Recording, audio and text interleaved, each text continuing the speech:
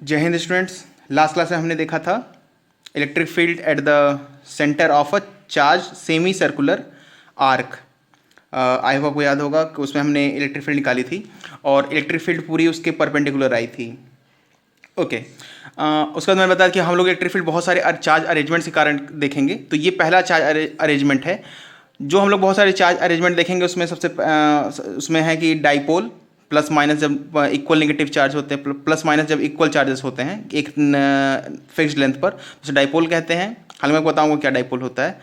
उसके बाद हम लोग देखेंगे इलेक्ट्रिक फील्ड ड्यू टू उसके charge wire, straight charge wire. इसके बाद electric field due to a charge circular arc और you can say a part of a circle. उसके बाद आप देखेंगे electric field due to a ring, charge ring at axis perpendicular to its plane. Next one is electric field due to a charge disc. Next one is electric field due to infinitely large charge sheet. Okay, I think that will be इतना। इसके बाद question देखे जाएंगे। इसमें जो सबसे ज़्यादा important है ये तीन है, electric field due to charge dipole, straight wire और सर्कुलर आर्क। ये ज़्यादा इंपॉर्टेंट है। इंपॉर्टेंट इसलिए क्योंकि इनका यूज़ ज़्यादा है, इनका एप्लीकेशन ज़्यादा है। जैसे कि अगर आप और भी सारे मतलब क्वेश्चंस देखेंगे तो बेसिकली अगर आप रिंग का देखेंगे तो उसमें भी हम जो फॉर्मूला है वो हम ड्यू टू आर्क यूज़ कर सकते हैं। अगर कोई आर्क पूरे 360 डिग्री में फैला हो तो एक रिंग फॉर्म हो जाएगी। और डिस्क को तोड़ सकते हैं, बहुत सारे रिंग से मिले, मतलब बेसिकली उस पर डिपेंड करते हैं। तो बेसिकली जो सबसे ज़्यादा इंपॉर्टेंट है वो तीन है, चार्ज वायर, डाइपोल और due to charge pole, dipole और ड्यू टू आर्क। ओके, जो डाइपोल है चूंकि पूरा एक अलग ही लेक्चर है, क्योंकि डाइपोल में और चीज़ें आती हैं, जैसे डाइपोल मोमेंट आ गया, टॉर्क आ गया, तो उसमें दो तीन चीज़ें और आती हैं, उसको पूरा एक अलग लेक्चर में डिवाइड किया गया। हालांकि कोई भी फॉर्मूला ऐसा नहीं है जो कुलाम्स लॉ को अछूता हो, सब उसी से मेन जुड़े हुए हैं। ओके, सो बेसिकली इसमें हमें निकालना है electric field due to a charge wire which is of finite length. Infinite length से अलग फॉर्मूला है, due to finite length at a distance r from it. तो so let me draw charge wire. So let assume this is a charge wire of this much length. Okay, so this is a charge wire और इसकी जो charge density है वो है lambda. Okay, इस lambda is coulomb पर centimetre, obviously क्योंकि ये हम लीनियर चार्ज डेंसिटी डिफाइन कर रहे हैं। तो lambda is coulomb centimetre, lambda is coulomb पर metre. Okay, now from a distance, ये फाइनाइट लेंथ है, from a distance let's say something that is known as r from the wire. तो इस wire से आर डिस्टेंस पर, this is the distance that is known as r. इस distance पर हमें इस पॉइंट पर electric field at point P which I am dotting, this is point P, हमें निकालना है इलेक्ट्रिक फील्ड। ओके, तो अच्छा मैं यहाँ पे दो वो लेता हूँ, क्या कहते हैं, पैरामीटर, एक angle of the upper most point and angle of the lower most point. So let me say them as θ1 and θ2। This is θ1 and this is θ2. Okay, so this is θ1 and this is θ2. Okay, now हमें हमारा जो answer आएगा उसमें answer किस पे depend करेगा, are पर, θ1, θ2 and lambda. Okay, सो इस पॉइंट पर हमें इलेक्ट्रिक फील्ड निकालनी है। अब अच्छा मैं इसी डायग्राम पे ड्रॉ करूंगा, लेकिन मैं ये भी सजेस्ट करूंगा कि अगर आप ड्रॉ करें तो आप एक नया डायग्राम ड्रॉ करें। सो अगर हमें इलेक्ट्रिक फील्ड निकालनी है तो हमें जो फॉर्मूला पता है, E is equal to 1/4πε0 Q by r square at r cap direction, क्योंकि इलेक्ट्रिक फील्ड वेक्टर क्वांटिटी है। तो वो फॉर्मूला जो है उसके लिए हमें Q एक पॉइंट चार्ज चाहिए, लेकिन यहाँ पे पॉइंट चार्ज नहीं, कंटिन्यूस डिस्ट्रीब्यूशन है। सो अगेन हमें एक क्या कहते हैं, एक पॉइंट चार्ज, एक डिफरेंशियल स्मॉल एलिमेंट एज्यूम करना होगा। And I am assuming it as from this point at y distance above from it as a point dy. This is dy. This is dy. Okay, so this length is dy and I'm also assuming theta angle from this. So this is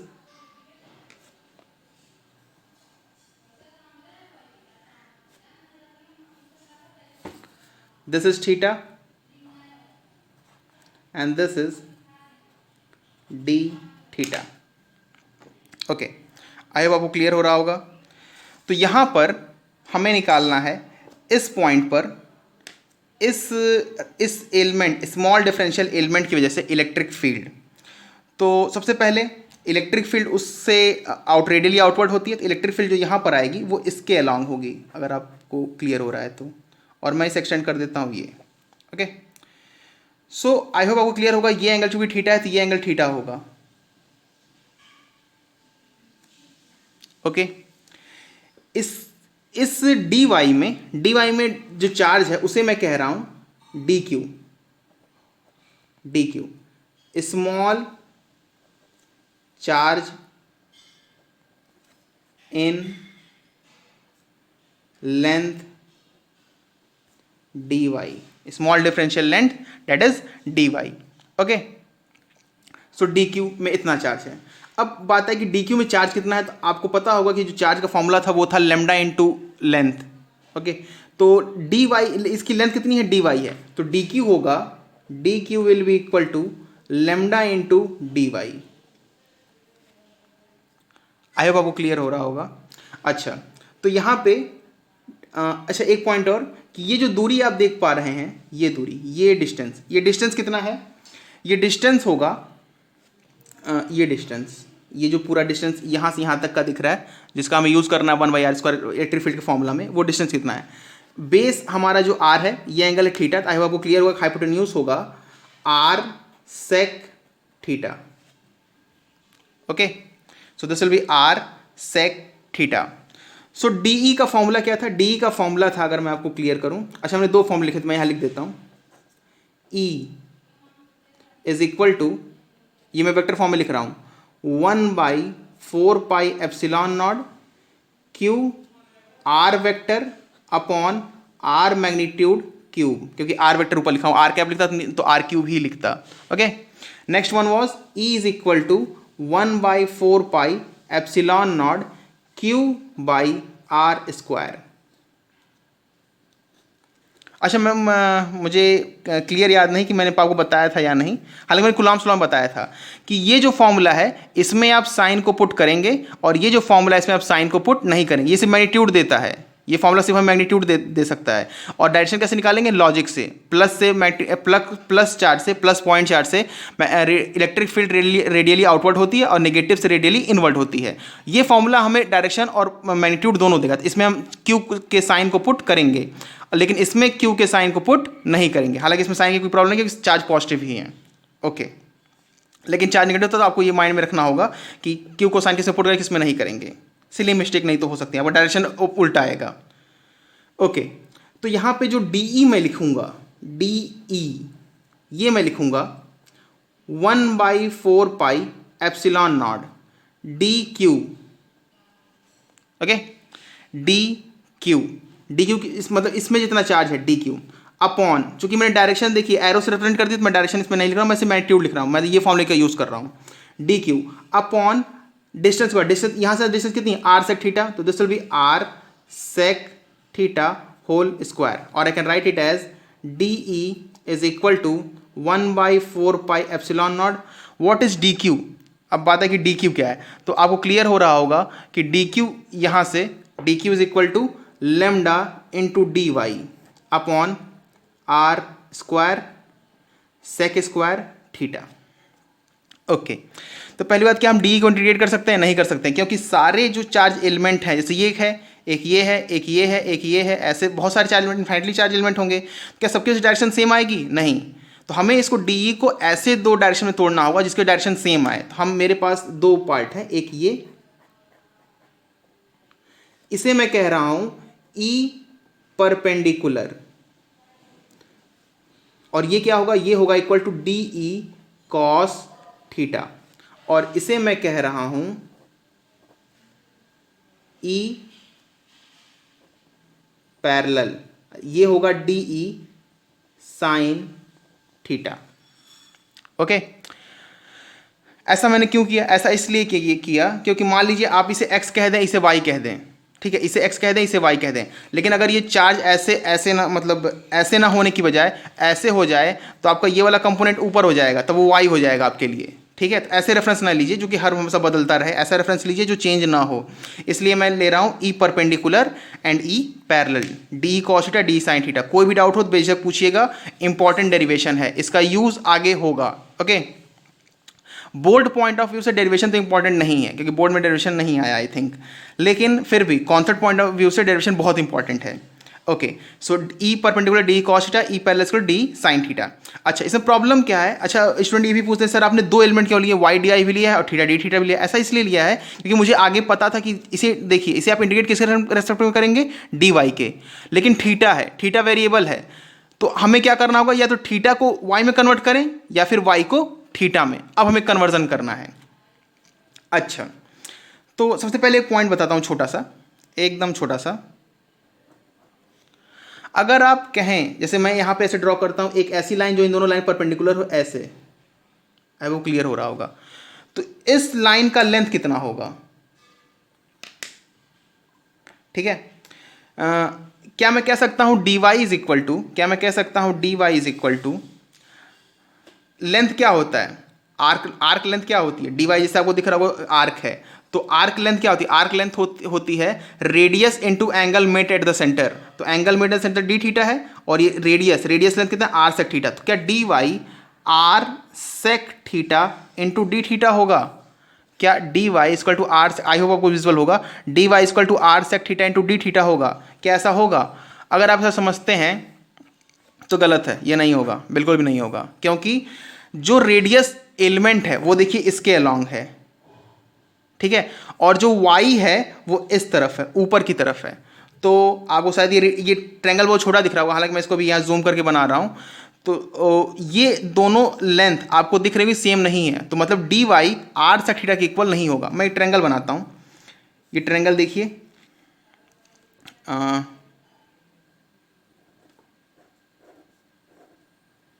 this is D Y, ये जो पूरा D Y हमने लिखा है, okay, ये है हमारा, और ये लाइन जब आप बहुत पास से देखें तो आपको ये दो ऊपर जो नीचे वाली दोनों लाइन दिख रही है ना, जो डी थीटा को कंटेन कर रही है, दोनों के बीच जिसके बीच में एंगल डी थीटा है, वो दोनों आपको जस्ट पैरेलल दिखेगी, मतलब बहुत जूम करके आप देखेंगे। तो ये जो आपको लेंथ दिखी है, ये है आपका R sec theta into D theta, और ये है डी वाई। ओके, अब बात आई कि पता कैसे करें कि इन दोनों बीच रिलेशन क्या है। तो रिलेशन निकालने हमें एक एंगल चाहिए होगा। एंगल कैसे निकलेगा? देखिए, आप इस बड़े वाले ट्रायंगल को देखिए, ये थीटा है, ये है 90, तो ये इस ट्रायंगल में ऊपर वाला एंगल, मतलब ये वाला एंगल, ये वाला एंगल कितना होगा? 90 माइनस थीटा, तो इस तरह ये होगा थीटा। अगर आपको कोई कंफ्यूजन है तो आप ट्रायंगल को थोड़ा बड़ा बनाइए, आप जूम कीजिए, आपको फिर क्लियर हो जाएगा। मैं कोई तरीके से और समझाता हूँ। जैसे मैंने क्या कहा, ये थीटा है, ये 90 माइनस थीटा, ये जो ऊपर वाला एंगल, इस ट्रायंगल में भी ऊपर वाला, मतलब ये वाला एंगल, ये होगा 90 माइनस थीटा। तो ये चूंकि ये 90 है, मैंने कहा ना ये दोनों जस्ट पैरेलल दिखेंगे, तो ये 90, ये 90 और ये 90, और ये होगा 90 minus theta, this is theta. Okay, एक और तरीका ऐसे, ये देखिए, ये जो लाइन है और ये लाइन है, इसके बीच में है ना हमारा एंगल थीटा।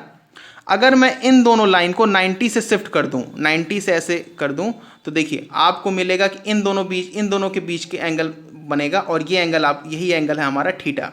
जैसे कि ये जो लाइन आपको दिख रही है, ये वाली, ये इसके परपेंडिकुलर है, और जो ये लाइन दिख रही है वो इसके परपेंडिकुलर है। तो दोनों के बीच एंगल थीटा, मैं इन दोनों को ही 90 से शिफ्ट कर दूं तो मुझे इन दोनों के बीच में ये वाला एंगल थीटा मिलेगा। ओके, आई होप आपको क्लियर हो रहा होगा। अच्छा, इसमें एक पॉइंट ध्यान रखिएगा कि ये जो डी वाई है ये हाइपोटेन्यूज है और ये बेस है, तो मैं कह सकता हूं cos theta is equal to base upon hypotenuse. तो मैं कह सकता हूं R sec theta D theta upon D Y, और मैं कहूं D Y cos theta is equal to R sec theta D theta. आप मतलब ऐसे लिखने डायरेक्ट लिख सकते हैं। सो डी वाई को धर लाऊं, cos theta is equal to R sec theta D theta.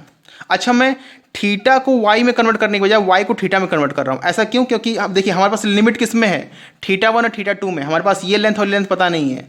हालांकि अगर इस लेंथ और लेंथ निकालना होगा ना तो हाँ, आपका जो ये आएगा ये बहुत टिपिकल होगा।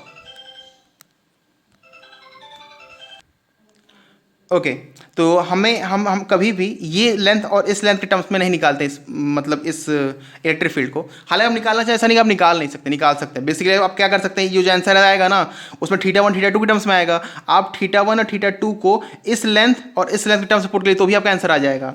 लेकिन वो कभी किसी बुक में नहीं यूज़ किया जाता है फॉर्मूला, तो हम हमेशा थीटा के टर्म्स में निकालेंगे। तो बेसिकली मैं बता रहा हूँ कि D Y cos theta equal to R sec theta D theta. यहाँ से मैं अगर कॉस थीटा उधर भेजूँ तो कॉस थीटा उधर जाके हो जाएगा sec theta. Okay so this will be dy is equal to r sec square theta into d theta। I hope आपको ये क्लियर हो रहा होगा। ओके तो हमने dy निकाल लिया in terms of d theta. अब आप पुट करके इंटीग्रेट कर सकते हैं।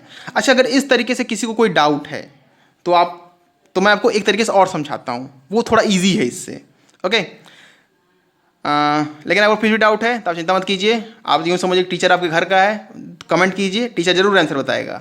ओके सो यहाँ पर मैं एक तरीका और बताता हूँ। ये थीटा देखिए, वाई देखिए और आर देखिए। मैं कह सकता हूँ tan theta is equal to Y by R. So I can say Y is equal to R tan theta. Differentiate both side, मैंने लिख नहीं रहा हूँ। ओके हालांकि जरूरी होता है लिखना, इस बोर्ड में नहीं लिखेंगे तो कट जाएगा नंबर। हालांकि बोर्ड में ऐसे क्वेश्चन आएंगे भी नहीं, लेकिन डिफरेंशिएट बोथ साइड। तो डिफरेंशिएट बोथ साइड करेंगे तो आपका डी वाई, ये वाई का डिफरेंशिएशन आएगा डी वाई। टेन आर का तो कांस्टेंट है तो आर ही रहेगा। टेन थीटा का डिफरेंशिएशन आई वो पता होगा sec square theta, sec square theta और डी थीटा। ठीक है क्योंकि आप फंक्शन को डिफरेंशिएट करते हैं फिर उसके अंदर जो थीटा होता है उसको डिफरेंशिएट करते हैं। तो R sec square theta D theta. I hope आपको क्लियर हो रहा है कि दोनों एक ही है। तो ये थोड़ा इजी था पर ठीक है, लेकिन ये कॉन्सेप्ट समझना इजी होता है क्योंकि नॉर्मली स्टूडेंट क्या करते हैं कि D Y equal to R sec theta put कर देते हैं। जैसे कि ये फॉर्मूला कहते हैं सर ये दोनों एक ही होगा ना, क्योंकि बहुत छोटा एलिमेंट है इसलिए दोनों इक्वल नहीं, ऐसा नहीं होगा। बहुत छोटा एलिमेंट तभी इक्वल नहीं होगा, दोनों अलग होगा। तो ये पुट कर देते फिर कहते हैं सर इसमें गलत कहाँ है। तो आई होप क्लियर, ये दोनों से D Y equal to R sec theta D theta आएगा। अब हमें बेसिकली इसे पुट करना और आंसर निकालना है। तो देखिए डी तो यहाँ लिखा है, ई परपेंडिकुलर निकालना है, ई पैरेलल निकालना है। अब मैं सबसे पहले डी लिख लेता हूँ। चलिए डी लिख लेते हैं। तो चलिए ई परपेंडिकुलर और ई पैरेलल निकालते हैं। तो E perpendicular, so this is E perpendicular. सबसे पहले D E cos theta, D E लिखता हूँ 1/4 pi epsilon naught lambda. D Y क्या है, R sec square theta, R sec square theta D theta upon R square sec square theta. I hope आपको clear होगा। तो ये R square this R will cancelled, sec square theta sec square theta cancelled. And अब हमें इसे differentiate करना है। इसे हमें थीटा को कहाँ पुट करेंगे, आप यहाँ से देख के बता सकते हैं। थीटा ऊपर हमने लिया है तो थीटा 1 को पॉजिटिव रखेंगे और नीचे जो थीटा 2 होगा उसे निगेटिव रखेंगे, क्योंकि देखिए हमने डायरेक्शन ऊपर लिया है ना, तो ऊपर वाले पॉजिटिव ज्यूम करेंगे। तो इसे हम पुट कहाँ से कहाँ तक करेंगे, मतलब अगर हम यहाँ से यहाँ तक कवर कर लेते हैं पूरी लेंथ कवर हो जाएगी। तो मैं लिखूंगा इसे माइनस थीटा 2 टू थीटा 1। तो ई परपेंडिकुलर होगा 1/4 एप्सिलॉन नॉट कांस्टेंट है बाहर आ जाएगा, लेमडा भी कांस्टेंट है बाहर आ जाएगा, lambda upon 4 pi epsilon not. कुछ बचा, आर बचा। अच्छा आर भी कांस्टेंट बाहर आ जाएगा। Okay lambda by 4 pi epsilon naught R. अंदर क्या बचा, अंदर कुछ बचा है, कुछ मिस किया हमने। हाँ सॉरी ये डी लिखा मैंने कॉस थीटा छोड़ दिया। Okay sorry. So there is one thing more that is cos theta. तो अंदर क्या बचेगा, cos theta. So minus theta 2 theta 1 cos theta D theta. Okay so I hope आपको क्लियर हो रहा होगा। आप इसे सॉल्व कीजिए, मैं तब तक ई पैरेलल सॉल्व करता हूँ, या पहले देख लीजिए ई पैरेलल कैसे निकलेगा। तो okay let me draw sketch type line. Okay so now I'm writing here E parallel which is, इसे भी हम इंटीग्रेट करेंगे minus theta 2 to plus theta 1। ये है डी ई साइन थीटा, मतलब डी इतना तो सेम होगा 1/4 4 pi epsilon naught lambda R sec square theta D theta upon R square sec square theta. एक चीज़ छोड़ दी हमने जो कि है साइन थीटा, क्योंकि इसमें साइन थीटा था। तो ये R cancel, sec square theta cancel, तो ये होगा E parallel will be equal to minus theta 2 theta 1, this will be equal to lambda, okay, lambda upon 4 pi epsilon naught R, ये पूरा कांस्टेंट इसे बाहर कर देना चाहिए था पर ठीक है, साइन थीटा डी थीटा, और इंटीग्रेट कहाँ से करें, माइनस थीटा 2 थीटा 1। आप इसे एक बार मैं कहूँगा वीडियो पॉज कीजिए, इसे देख लीजिए और एक बार फिर से प्रैक्टिस कर लीजिए, तभी आपके लिए अच्छा रहेगा। ओके, तो अब आप इसे डिफ्रेंशिएट कीजिए और इसका आंसर आएगा, तो ई परपेंडिकुलर होगा हमारा, E perpendicular will be equal to, अगर आप इसे सॉल्व करें, कॉस थीटा का इंटीग्रेशन होता है साइन थीटा, और फिर अपर लिमिट पुट करें तो sign theta 1 minus of minus sign theta 1 minus of minus sign theta 2, क्योंकि साइन थीटा 2 नेगेटिव है और साइन माइनस थीटा होता है माइनस साइन थीटा, तो साइन माइनस बाहर आ जाएगा। आई वो क्लियर हो रहा होगा, मैं एक स्टेप मिस कर रहा हूँ यहाँ पे, इसलिए मैं समझा रहा हूँ। ओके, आप इसका इंटीग्रेशन एक बार चेक कर लीजिएगा, ये इतना आता है। अगर कोई डाउट होता मुझे बता दीजिएगा, मैं आपको अगले क्लास में या बता दूंगा। ये हालांकि इंटीग्रेशन टॉपिक है, कुछ ज़्यादा नहीं, बस एक स्टेप और लिखना है। कॉस थीटा का इंटीग्रेशन होता है साइन थीटा, और जैसे मैं यहाँ कर देता हूँ छोटा सा, और बस एक ही कर रहा हूँ, तो साइन थीटा, ठीक है, plus sine theta, minus sine theta नहीं, तो थीटा 1 और ये है माइनस साइन थीटा 2। तो जब पुट करेंगे अपर लिमिट, तो मैं पुट करूँगा sign theta 1 minus of minus sign theta 2, ठीक है, क्योंकि माइनस ये minus of sine theta of minus 2 होता, मतलब कि साइन थीटा 1 माइनस ब्रैकेट में साइन माइनस थीटा 2, तो माइनस साइन के अंदर बाहर आ जाता है, बाहर तो ये दोनों मिलकर प्लस हो जाएंगे, तो इसलिए ये मतलब रिजल्ट आएगा आपका lambda upon 4 pi epsilon naught R, this will be sine theta 1 plus sine theta 2।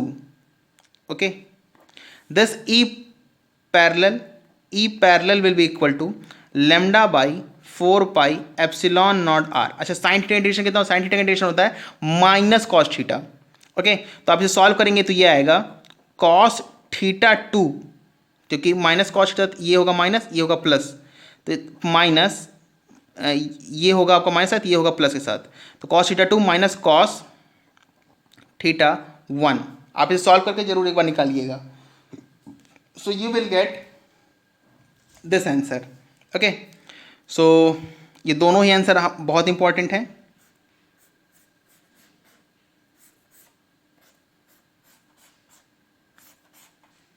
Okay, so आप इन्हें एक बार फिर से देखिए, रियली बहुत इंपॉर्टेंट है, और आप एक बार प्रैक्टिस कर लीजिएगा ये कैसे आया है, sign theta 1 plus sine theta 2 cos theta 2 minus cos theta 1। Okay, now so अब हम देखते हैं कि इन दोनों पे, मतलब इन दोनों का यूज़ कैसे करना है। सबसे पहले मैं आपको एक छोटा सा एग्जांपल देता हूं कि इन दोनों का यूज़ कैसे करना है। Okay, a very nice question, it is 1, ये okay, let me use scale.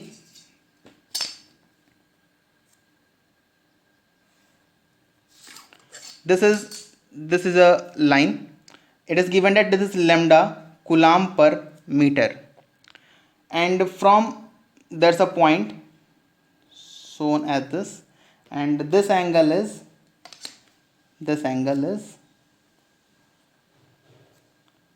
this is 40 degree, and this angle is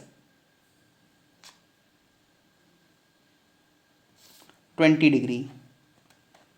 Okay, you need to find out electric field at this point. Okay, तो आप एक बार try कीजिए, मैं आपको answer बताता हूँ। देखिए, इलेक्ट्रिक फील्ड निकालने का, अच्छा आप यहाँ पे ध्यान दें तो आप पाए इलेक्ट्रिक जो पैरेलल मैंने रिप्रेजेंट किया वो नीचे की तरफ किया है और परपेंडिकुलर इधर किया है। तो परपेंडिकुलर तो फॉर्मूला आप इजी याद कर लीजिएगा, lambda 1/4/0 sign theta 1 plus sine theta 2। कभी कभी इसे ऐसे भी लिखते हैं 1/4/0 को हम लिखते थे के, तो मैं इसे लिख सकता हूँ के lambda by are sine theta 1 plus sine theta 2। इस तरह मैं इसे लिख सकता हूँ के lambda by R cos theta 2 minus cos theta 1। E parallel किस तरफ है? ई पैरेलल नीचे की तरफ है, और जब मैं नीचे की तरफ लिखूंगा तो थीटा टू को मैं पहले लिखूंगा cos theta two minus cos theta one. अगर मैं इसको ऊपर की तरफ लिखूं तो मैं लिखूंगा cos theta one minus cos theta two, मतलब जिधर रिप्रेजेंट करेंगे उधर जो एंगल बनेगा परपेंडिकुलर से उसको पहले लिखेंगे। ओके मैं मतलब आप ऐसे याद करिएगा तो आपको कंफ्यूजन नहीं होगी, ठीक है। तो इसमें एक कंपोनेंट इधर आएगा और एक कंपोनेंट इधर आएगा, ठीक है। आई होप आपको क्लियर हो रहा होगा। अच्छा मैंने इधर ही क्यों रिप्रेजेंट किया, क्योंकि आप देखिए इधर चार्ज ज़्यादा है, ठीक है। ऐसे मैं कह सकता हूँ, मान लीजिए कि ये आपकी जो हमारी ये वायर है वो इतना बड़ा होता और इतना होता कि ये जो एंगल है इधर से ये एंगल 20 होता और ये भी एंगल 20 होता, ठीक है। अगर ये दोनों एंगल 20 होते तो आप पाते हैं कि ये वाला जो कंपोनेंट है ये जीरो आता, बस पूरा कंपोनेंट इधर आता, क्योंकि कॉस थीटा टू मान cos theta one, cos theta one theta two same है तो दोनों कैंसिल हो जाएंगे और इधर कंपोनेंट जीरो आएगा। क्योंकि देखिए इधर जो मतलब परपेंडिकुलर के लेफ्ट में जो इतना वायर है और परपेंडिकुलर ये इसे मैं परपेंडिकुलर कह रहा हूँ इस पॉइंट को, ओके। इसके राइट में जितना वायर है दोनों कैंसिल कर देंगे इस कंपोनेंट को, तो हमें इस पूरा कंपोनेंट इसके पूरे वायर के परपेंडिकुलर ही मिलेगा, पैरेलल वाला कंपोनेंट जो है वो कैंसिल हो जाएगा। लेकिन अगर मैं इस वायर को इधर 20 डिग्री और बढ़ा दूं, मतलब नेट 40 तक कर दूं, तो इधर जो 20 डिग्री वायर होगा ना उसी की वजह से इधर पैरेलल कंपोनेंट आना है, मतलब इधर ही आएगा हमारा इलेक्ट्रिक फील्ड, इसलिए मैं इधर रिप्रेजेंट कर रहा हूं। आप इधर रिप्रेजेंट कीजिए तो भी फॉर्मूला सेम यूज कीजिए तो भी आपका आंसर सही ही आएगा। तो आप यहाँ ये तो ईजी है, तो आप इसे लिखेंगे lambda upon 4 pi epsilon naught R sine 40 plus sine 20। Okay I hope आपको क्लियर हो रहा होगा। And this one is lambda upon 4 pi epsilon naught R, lambda upon 4 pi epsilon naught R cos इधर वाला एंगल कॉस 20 माइनस कॉस 40, और आप इसे solve करके निकालिए आपको ये आंसर पॉजिटिव में मिलेगा, क्योंकि 20 डिग्री भले ही 40 डिग्री से बड़ा है लेकिन कॉस 20 कॉस 40 से बड़ा होता है, क्योंकि जो साइन कॉस का फंक्शन होता है वो 0 से 90 डिग्री में डिक्रीजिंग होता है, मतलब कॉस 20 कॉस 40 से बड़ा होगा। ओके अच्छा अगर आप इधर रिप्रेजेंट कीजिए, जस्ट इनकेस मान लीजिए मैं ऐसे रिप्रेजेंट करता हूँ, मान लीजिए आप इधर रिप्रेजेंट कर दें, आप क्या पूछे कि सर ये कितना होगा, तो इसको भी लिखिए, तो lambda upon 4 pi epsilon naught R, ये तो लिखेंगे। अच्छा एंगल में कॉस 40 में पहले लिखूंगा कॉस 40 माइनस कॉस 20, ये लिखेंगे ना। आप ध्यान दीजिए इन ये और ये सेम ही है, माइनस का अंतर है क्योंकि डायरेक्शन अपोजिट है, जस्ट अपोजिट है। तो this is cos 40 minus cos 20, this is cos 20 minus cos 40। लेकिन आप अगर दोनों निकाले तो आप पाएंगे ये नेगेटिव होगा, ये आंसर पॉजिटिव है, इसलिए मैंने इधर रिप्रेजेंट किया था। आई होप आपको क्लियर हो रहा होगा। मैं एक क्वेश्चन और देता हूं। नेक्स्ट क्वेश्चन इज, ये क्वेश्चन है, इसमें आपको फाइंड करना है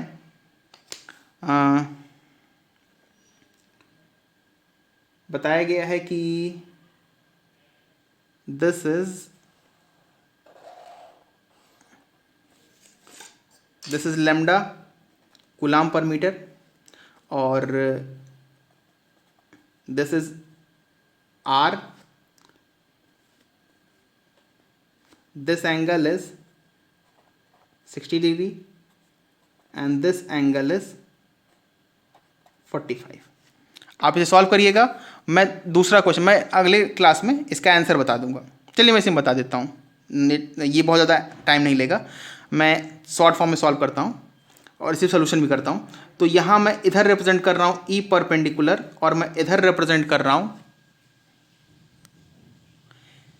this is E parallel, this will be equal to, अच्छा मैं रिप्रेजेंट कर रहा हूँ k is equal to 1/4 pi epsilon naught, मैं इसका यूज़ कर रहा हूँ। ओके हमें यही इलेक्ट्रिक फील्ड यही दोनों निकालना था। अच्छा यहाँ क्वेश्चन है चूंकि ये, तो मैं नीचे लिखता हूँ। So E perpendicular this will be equal to k lambda by r, ये तो यहाँ तक शायद आप लिख ही लेंगे, cos 45 plus cos 60। I hope ये आंसर आप सबका आ जाएगा। अच्छा अब मैं लिखता हूँ E parallel this is equal to k lambda by are sine 45 minus sine 60। आपको पता हो कि साइन 45 साइन 60 से बड़ा होता है। साइन 60 होता है 1/2 और साइन 45 होता है 1/√2। साइन मतलब 1/√2 आएगा 0.7 समथिंग और साइन 60 आता है 0.5, तो ऑब्वियसली ये बड़ा होता है, तो ये पॉजिटिव आएगा। तो ऑब्वियसली आपको क्लियर हो रहा होगा कि आंसर नीचे ही आएगा, क्योंकि 60 डिग्री ऊपर बड़ा है एंगल और 45 कम है, तो इसका नेट जो कंपोनेंट इधर ही आएगा और पॉजिटिव आएगा, और यहाँ से ये वेरीफाई हो रहा है। Okay, so this was a small question. Let me give you one more question. This is quite an interesting one. Okay, now this question, and this, इसे थोड़ा ध्यान से देखिएगा, ये थोड़ा सा ट्रिकी है। दिस इज द वायर, ये वायर नहीं है। अच्छा, यहाँ से there is the distance, this distance is given as a, and there is one more distance, or this from here, this is perpendicular, this angle is given as 45 degree and this angle is given as 15 degree. Okay, obviously इस पे जो charge है वो है lambda. तो मैं आपको इसका सोल्यूशन अभी नहीं देता हूँ, मैं आपको थोड़ा सा हिंट देता हूँ, बस आप इसे सॉल्व करिएगा। अच्छा क्वेश्चन है। पहली बात, परपेंडिकुलर डिस्टेंस कितनी है, तो a cos 45, ये a है। You need to find out e perpendicular and you need to find out e parallel. This two things you need to find out, e perpendicular and e parallel. Okay, so आपको clear हो रहा होगा कि जो आप हमारा angle है जो कि, अच्छा अब मैं थोड़ा ऐसे पूछता हूँ, जैसे यहाँ पे अगर मैं पूछूँ आपसे for a solution part only, what is θ1, तो आई आप क्लियर करेंगे पीछे से। सर देखिए θ1 ये था, यहाँ हमें दिख रहा है कि 60 है, मैं कहूँगा θ1 60 है। And what is θ2, this is 45। Obviously आपने सीधे आंसर पुट कर दिया और आपका आंसर आ गया, θ1 θ2। यहाँ θ1 क्या है, तो θ1 तो ऊपर एंगल था, ऑब्वियसली आप उसे कहेंगे 60, 45 प्लस 15 मतलब ये नेट एंगल 60 होगा। अच्छा, θ2 तो नीचे था ना, लेकिन इसमें ऊपर लिया है, तो क्या ऐसे रिप्रेजेंट करेंगे, तो ऐसे करेंगे कि θ1 प्लस 60 है और θ2 माइनस 45 है। ओके, आप इसे पुट करिएगा, आपका आंसर आएगा। और ठीक है, अगली क्लास में डिस्कस करते हैं। अगली क्लास में हम देखेंगे electric field due to circular arc, that's a important one. और उसके बाद हम लोग कुछ क्वेश्चन सॉल्व करेंगे, इंपॉर्टेंट क्वेश्चन सॉल्व करेंगे और अच्छे क्वेश्चन सॉल्व करेंगे। ओके, इस क्लास में इतना ही। और इसमें दो पार्ट और है, इसका एक दो पार्ट और है कि ये जैसे अगर मुझे इस वायर को इनफाइनाइट पुट करना है, मतलब इसे वायर को इनफाइनिटी करना है, तो मैं क्या करूँगा, θ1 को 90 पुट कर दूंगा और θ2 को 90 पुट कर दूंगा। तो अगर θ1 90 है तो आप देखिए ये ऐसे हो जाएगा, मतलब ये जो ये लाइन जाके इस पर इन्फिनिटी टच करती है, मतलब ये वायर जो है, जैसे θ1 को मैं इंक्रीज करूँ, देखिए ये पोर्शन बढ़ेगा, θ2 इंक्रीज तो ये पोर्शन बढ़ेगा। मैं θ1 को 90 कर दूँ तो ये पॉइंट इन्फिनिटी चला जाएगा। सो तो इसे अगली क्लास पुट करते हैं, देखते हैं। ओके।